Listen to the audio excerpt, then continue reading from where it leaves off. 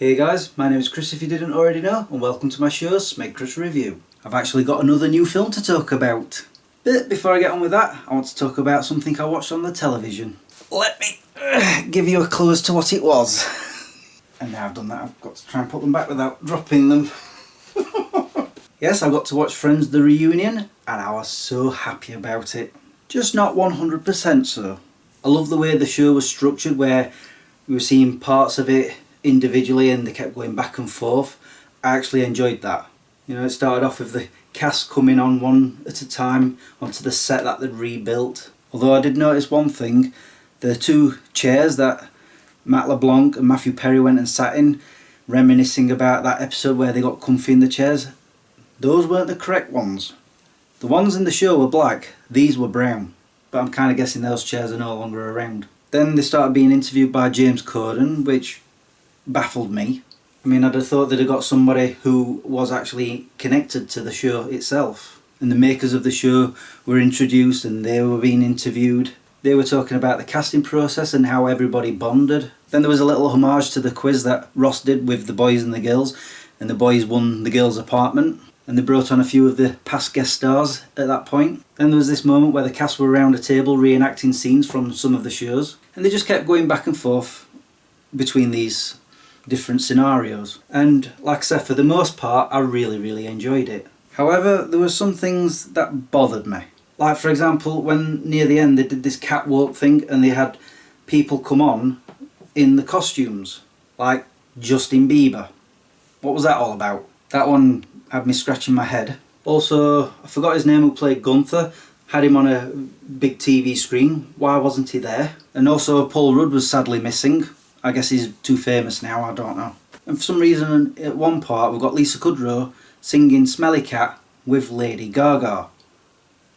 Huh? Yeah, that one just didn't wash with me either. But I have to say, for the majority, I love the episode. And I have to admit, right at the end, I did tear up. I didn't cry, not like I did when the actual show finished, like completely, and I rolled my eyes out, but I did tear up. I thought it was a wonderful reunion. But like I said, for the most part. And I'm just wondering, is it ever going to come out on DVD? Because if it does, it's going in my collection. Anyway, it's time to move on to a movie review. And the film I'm reviewing is Mortal Kombat. Yep, yet another remake. I know, those Hollywood producers, they just can't think of anything new. That being said, if you think it's going to be exactly like the original one, no. Completely different. For example, in the original, the main character was Liu Kang. He's more of a side character in this one. In fact, the main character is someone who wasn't even in the original, Cole Young. Yeah, I don't know who that is either. Now the thing is, I loved the original.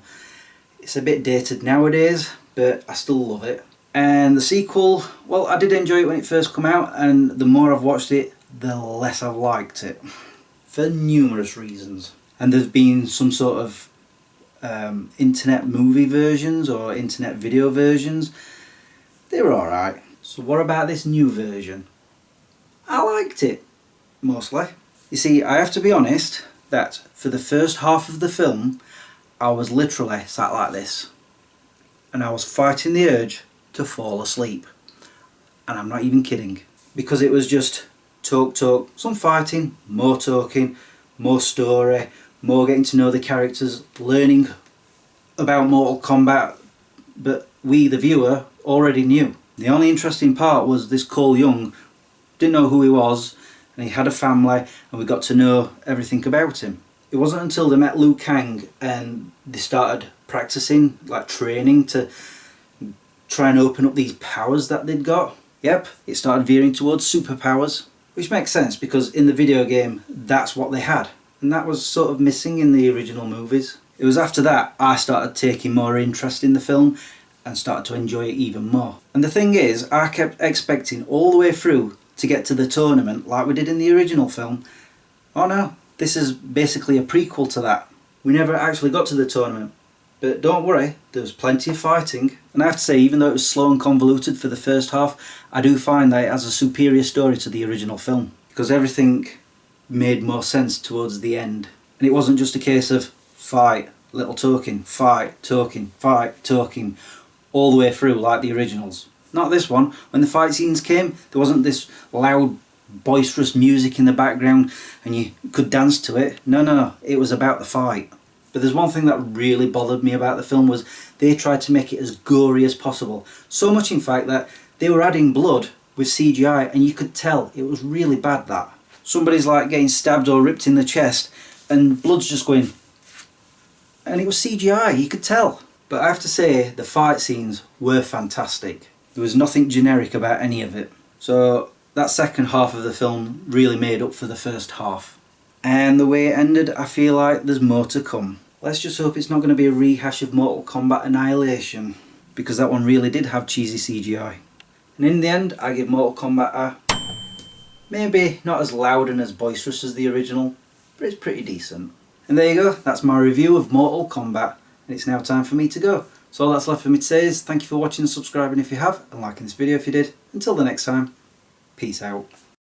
I just want to point out that even though I'm now reviewing new films again because the cinemas have opened, I still have quite a few films that I watched through Sky Cinema that I've yet to review. I'm talking about films that came out a few years ago that I've only just recently watched. And the reason I was reviewing them was because I wanted to bring this show back, but I wasn't seeing any new films at the cinema, so I wanted to fill that gap. But now, like I said, the cinemas have opened again, so is it really any point me still doing them? Mind you, now I think about it, by the time I do get around to reviewing them, will I still remember what I thought of them and what happened in them? We'll see.